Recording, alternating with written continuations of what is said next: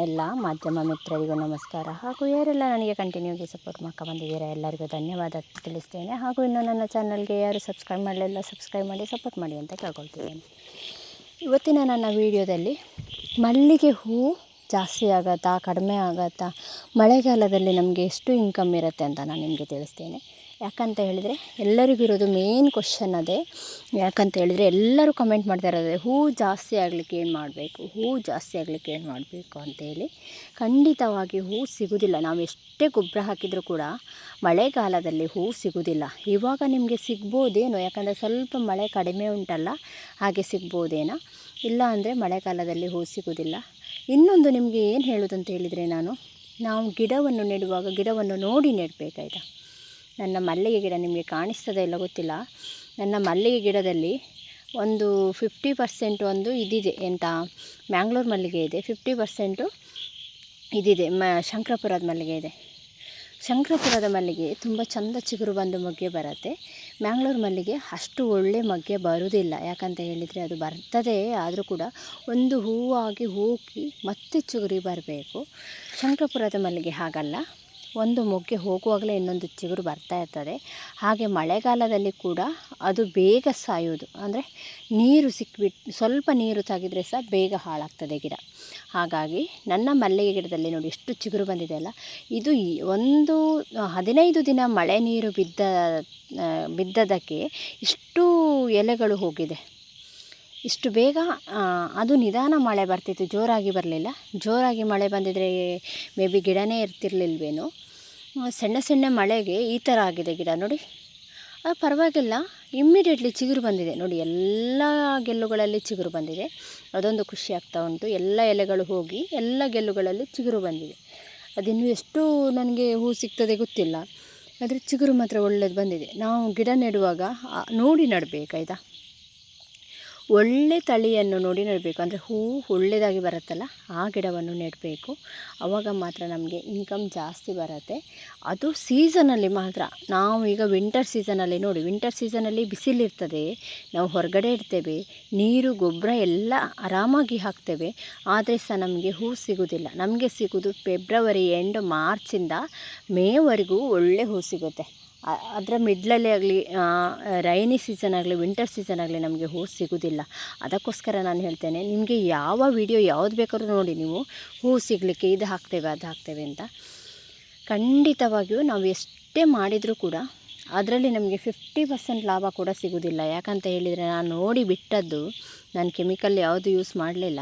ಆದರೆ ಸಹ ನನಗೆ ಸ್ವಲ್ಪ ಅನುಭವ, ನಾನು ಕಡಿಮೆ ವರ್ಷದಲ್ಲಿ ಕೂಡ ನಾನು ಇದು ಕೃಷಿ ಮಾಡಿದಾಗಿದ್ದರೂ ಕೂಡ ಅನುಭವ ಜಾಸ್ತಿ ಆಗಿದೆ. ಅದಕ್ಕೋಸ್ಕರ ಹೇಳ್ತೇನೆ. ಈಗ ನೋಡಿ, ನನ್ನ ಹೊರಗೆ 2 ಗಿಡ ಇಟ್ಟಿದ್ದೇನೆ, ಅದರಲ್ಲಿ ಒಂದೊಂದು ಮೊಗ್ಗೆ ಕೂಡ ನನಗೆ ಸಿಗ್ತಾಯಿಲ್ಲ. ಇದ್ದದ್ದು ಒಂದು ಮೊಗ್ಗೆ ಕೂಡ ಕೀಟ ತಿಂದುಬಿಡ್ತದೆ. ಅದಕ್ಕೋಸ್ಕರ ನಾನು ನಿಮಗೆ ಹೇಳ್ತೇನೆ, ನಾವು ಒಳಗಡೆ ಇಟ್ಟ ಗಿಡದಲ್ಲಿ ನನಗೆ ಮೊಗ್ಗೆ ಸಿಗ್ತಾಯಿದೆ. ಅದಕ್ಕೋಸ್ಕರ ನಾನು ನಿಮಗೆ ಹೇಳ್ತಿದ್ದೇನೆ, ಮಳೆಗಾಲದಲ್ಲಿ ನಮಗೆ ಹೂ ತೆಗಿಲಿಕ್ಕೆ ಕಷ್ಟ ಆಗ್ತದೆ, ಹೂ ಸಿಗೋದಿಲ್ಲ. ಸುಮ್ಮನೆ ನಾವು ಮದ್ದು ಯಾವುದ್ಯಾವುದೋ ಸ್ಪ್ರೇ ಮಾಡಿದರೆ ನಮಗೆ ಲಾಸ್ ಬಿಟ್ಟರೆ ನಮಗೆ ಹೂ ಸಿಗೋದಿಲ್ಲ. ಅದಕ್ಕೋಸ್ಕರ ನಾನು ಸ್ಪ್ರೇ ಮಾಡೋದಿಲ್ಲ, ಯಾವುದು ಕೂಡ ಸ್ಪ್ರೇ ಮಾಡೋದಿಲ್ಲ. ಮಾಡಿದರೂ ಕೂಡ ನಮಗೆ ಕಂಟಿನ್ಯೂ ಆಗಿ ಅದೇ ಮಾಡಬೇಕಾಗ್ತದೆ. ನೋಡಿ ನನ್ನ ಗೆಲ್ಲುಗಳಲ್ಲಿ ಹೇಗೆ ಚಿಗುರು ಬಂದಿದೆ ನೋಡಿ, ಹೇಗೆ ಚಿಗುರು ಬಂದಿದೆ, ಒಳ್ಳೆ ಚಿಗುರು ಬಂದಿದೆ. ಬಟ್ ಇದು ಹೇಗೆ ಎಷ್ಟು ಉಳಿಸ್ಕೊಳ್ತೇನೆ ಗೊತ್ತಿಲ್ಲ, ಕೀಟ ತಿನ್ಬೋದು. ಯಾಕಂತ ಹೇಳಿದರೆ ಮಳೆ ಬಂದಾಗ ನುಸಿ ಕಾಟ ಜಾಸ್ತಿ ಆಗುತ್ತಲ್ಲ, ವೈಟ್ ಪ್ಲೇಸ್ ಜಾಸ್ತಿ ಆಗುತ್ತಲ್ಲ, ಹಾಗಾಗಿ ಅದು ತಿನ್ಬೋದು. ಹಾಗಾಗಿ ಹೇಳ್ತಿದ್ದೇನೆ, ನಾನು ಯಾವುದು ಸ್ಪ್ರೇ ಮಾಡೋದಿಲ್ಲ. ನನಗೆ ಸ್ವಾತಿ ಅಂತ ಕಮೆಂಟ್ ಮಾಡಿದರು, ಅವ್ರು ಹೇಳಿದರು ನನ್ನದರಲ್ಲಿ ಹೂವಿಲ್ಲ ಅಂಥೇಳಿ. ನಮಗೆ ನೋಡಿ, ಬಿಸಿಲು ತುಂಬ ಇಂಪಾರ್ಟೆಂಟು ಮಲ್ಲಿಗೆ ಗಿಡಕ್ಕೆ. ಬಿಸಿಲು ಜಾಸ್ತಿ ಬಿದ್ದಾಗ ಮಾತ್ರ ಅದು ಮೊಗ್ಗೆ ಬರುತ್ತೆ. ಬಿಸಿಲು ಒಂದೇ ಅಲ್ಲ, ಸೆಕೆ ಇರಬೇಕು, ಅಂದರೆ ಹೀಟು ಜಾಸ್ತಿ ಇರಬೇಕು. ವಿಂಟರ್ ಸೀಸನಲ್ಲೂ ಕೂಡ ನಮಗೆ ಹೂ ತೆಗಿಲಿಕ್ಕೆ ಆಗೋದಿಲ್ಲ. ಯಾಕಂತ ಹೇಳಿದರೆ ಚಳಿ ಜಾಸ್ತಿ ಇರುತ್ತಲ್ಲ. ನನಗೆ ಸಮ್ಮರಲ್ಲಿ ಒಂದು 7 ಚೆಂಡು 8 ಚೆಂಡು ಹೂ ತೆಗಿತೇನೆ, ಆದರೆ ವಿಂಟರಲ್ಲಿ ನನಗೆ 1 ಚೆಂಡು ಅರ್ಧ ಚೆಂಡು ಹಾಗೆ ತೆಗೆದದ್ದು ಕೂಡ ಉಂಟು. ಅದಕ್ಕೋಸ್ಕರ ನಾನು ಹೇಳ್ತೇನೆ, ನಮಗೆ ವಿಂಟರಿಗೆ ಮತ್ತು ರೈನಿ ಸೀಸನ್ಗೆ ನಮಗೆ ಹೂ ಸಿಗೋದಿಲ್ಲ. ನಮಗೆ ಇದು ಸಮ್ಮರಲ್ಲಿ ಮಾತ್ರ ನಮಗೆ ಇದು ಮಲ್ಲಿಗೆ ಸೀಸನ್ ಇರೋದೇ ಸಮ್ಮರಲ್ಲಿ. ಹಾಗಾಗಿ ನಾವು ಜಾಸ್ತಿ ಗೊಬ್ಬರ ಅದು ಇದು ಹಾಕ್ತಾ ಹೋದರೆ, ಗೊಬ್ಬರ ಹಾಕಿದರೆ ಗಿಡ ಬೆಳೀತದೆ ವಿನಃ ಹೂ ಜಾಸ್ತಿ ಸಿಗೋದಿಲ್ಲ. ನಮಗೆ ಅದಕ್ಕೆ ಎಷ್ಟು ಫುಡ್ ಬೇಕು ಅಷ್ಟು ಮಾತ್ರ ಹಾಕಬೇಕು. ಅದಕ್ಕಿಂತ ಜಾಸ್ತಿ ನಾವು ಹಾಕಿದರೆ ಗಿಡ ಬೆಳೀತದೆ ವಿನಃ ಹೂ ಸಿಗೋದಿಲ್ಲ. ಮತ್ತು ಇನ್ನೊಂದೆಂತ ಹೇಳಿದರೆ, ನಾವು ಮೇಲಿಂದ ಸ್ಪ್ರೇ ಮಾಡಿದಾಗ ಮೊಗ್ಗೆ ಬಂದರೂ ಕೂಡ, ಪ್ರಸರಿಗೆ ಮೊಗ್ಗೆ ಬಂದರೂ ಕೂಡ ಅದು ಎಷ್ಟು ಸಿಗ್ತದೆ ಹೇಳಲಿಕ್ಕಾಗೋದಿಲ್ಲ ನಮಗೆ. ಮತ್ತು ಕೀಟಕ್ಕೆ ಮದ್ದು ಹಾಕಲಿಕ್ಕೆ ಆಗದಿದ್ದರೆ ಅದು ನಮಗೆ ಕೀಟ ತಿಂದು ಹೋಗ್ಬೋದು, ಹಾಳಾಗ್ಬೋದು. ಹಾಗಾಗಿ ಈ ಥರ ಒಂದು ಮಳೆ ಬಿಡ್ತದೆ ಮತ್ತು ಸ್ವಲ್ಪ ಬಿಸಿಲು ಬರ್ತದೆ, ಹಾಗೆ ಇದ್ದರೆ ಪರವಾಗಿಲ್ಲ. ಕಂಟಿನ್ಯೂ ಆಗಿ ಮಳೆ ಬಂದರೆ ಎಲ್ಲ ಕೀಟ ತಿಂದು ಹೋಗ್ತದೆ, ನಮಗೆ ಸಿಗೋದಿಲ್ಲ. ಅದಕ್ಕೋಸ್ಕರ ನಾವು ನೋಡಿಯೇ ಯಾವುದನ್ನು ಸ್ಪ್ರೇ ಮಾಡಬೇಕು. ಇಲ್ಲ ಅಂದರೆ ಸೀಸನ್ ನೋಡಿ ನಾವು ಯಾವುದಾದ್ರೂ ಸ್ಪ್ರೇ ಮಾಡ್ಕೊಳ್ಬೇಕು ಹೂ ಸಿಗುವ ಹಾಗೆ. ಇವಾಗ ನೋಡಿ 400 500 ಹಾಗೆ ರೇಟ್ ಇರುವಾಗ ನಾವು ಸಿಕ್ಕತಕ್ಕ ಯಾವುದನ್ನಾದ್ರೂ ಸ್ಪ್ರೇ ಮಾಡಿದರೆ ಅದು ನಮಗೆ ವೇಸ್ಟ್ ಆಗುತ್ತೆ, ಸುಮ್ಮಾ ಲಾಸ್ ಆಗುತ್ತೆ. ನಮಗೆ ಇನ್ಕಮ್ ಇದ್ದದಾದರೆ ಪರವಾಗಿಲ್ಲ, ಅದರಲ್ಲಿ ಇನ್ಕಮ್ ಬರ್ತಾಯಿದೆ. ಈಗ ನಾವು 500 ಸ್ಪ್ರೇ ಮಾಡಿದರೆ ನಮಗೆ 1000 ಇನ್ಕಮ್ ಬರಬೇಕು. ಹಾಗಿದ್ದರೆ ಮಾತ್ರ ನಮಗೆ ಲಾಭ ಆಗುತ್ತೆ, ಇಲ್ಲಾಂದರೆ ಸುಮ್ಮನೆ ವೇಸ್ಟ್ ಆಗುತ್ತೆ. ಅದಕ್ಕೋಸ್ಕರ ನಾನು ನಿಮಗೆ ಎಂತ ಹೇಳೋದು ಅಂತ ಹೇಳಿದರೆ, ನನ್ನ ಅನುಭವದ ಪ್ರಕಾರ ನಾನು ಈ ಟೈಮಲ್ಲಿ ಏನು ಹಾಕೋದು ಬೇಡ. ನಾವು ಒಂದು ಮಿಕ್ಸರನ್ನು ಹಾಕಿ ಬಿಟ್ಟು ಮತ್ತೆ ನಾವು ಸೆಪ್ಟೆಂಬರ್ ಹಾಗೆ, ನಾವು ಆಗಸ್ಟ್ ಎಂಡ್ ಸೆಪ್ಟೆಂಬರ್ ಹಾಗೆ ನಮಗೆ ಮಳೆ ಕಡಿಮೆ ಆದರೆ ನಾವು ಅದನ್ನು ಸ್ಟಾರ್ಟ್ ಮಾಡ್ಕೊಳ್ಳೋದು ತುಂಬ ಒಳ್ಳೆಯದಂತ ಅನ್ನಿಸ್ತದೆ ನನಗೆ. ಮತ್ತು ಜಾಸ್ತಿ ನಾನು ನಿಮಗೆ ಹಾಗೆ ಮಾಡಿ ಹೀಗೆ ಮಾಡಿ ಹೇಳಲಿಕ್ಕೆ ಆಗೋದಿಲ್ಲ.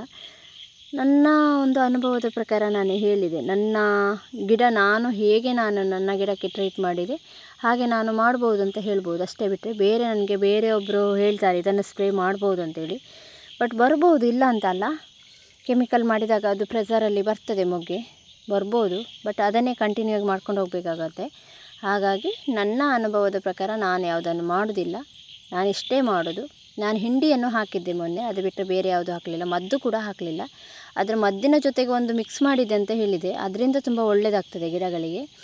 ಅದನ್ನು ಮಾಡ್ಬೋದು. ಯಾವುದು ಗಿಡಕ್ಕೆ ಸಹ ಸಾಫ್ ಅಥವಾ ಇದೊಂದು ಮಾಡ್ಬೋದು, ಯಾವುದು ಪಚ್ಚೆ ಪೌಡರ್ ಅಂತ ಹೇಳಿದ್ದೆಲ್ಲ, ಬ್ಲೂ ಕೂಪರ್, ಅದನ್ನು ನಾವು ಸ್ಪ್ರೇ ಮಾಡ್ಬೋದು. ಅದು ಬಿಟ್ಟು ಬೇರೆ ಯಾವುದು ನಾನು ಮಾಡಲಿಕ್ಕೆ ಹೋಗೋದಿಲ್ಲ, ಕೆಮಿಕಲ್ ನನಗೆ ಇಷ್ಟವೂ ಕೂಡ ಇಲ್ಲ. ಹಾಗಾಗಿ ಇಷ್ಟು ನಾನು ಇವತ್ತಿನ ವೀಡಿಯೋದಲ್ಲಿ ತಿಳಿಸ್ತೇನೆ. ಮುಂದಿನ ವೀಡಿಯೋದಲ್ಲಿ ನಾನು ಬೇರೆಯೇ ತಿಳಿಸ್ತೇನೆ. ನಿಮ್ಮ ಅನುಭವದ ಪ್ರಕಾರ ನಿಮಗೆ ಏನಾಗಬೇಕಂತ ನೀವು ಕಮೆಂಟ್ ಮಾಡಿ, ಅದಕ್ಕೆ ನಾನು ವೀಡಿಯೋ ಮಾಡಿ ಹಾಕ್ತೇನೆ. ಇವತ್ತಿನ ವೀಡಿಯೋ ಮುಗಿಸ್ತಾ ಇದ್ದೇನೆ. ನಾಳಿನ ವೀಡಿಯೋದಲ್ಲಿ ಸಿಗ್ತೇನೆ. ಬಾಯ್ ಬಾಯ್.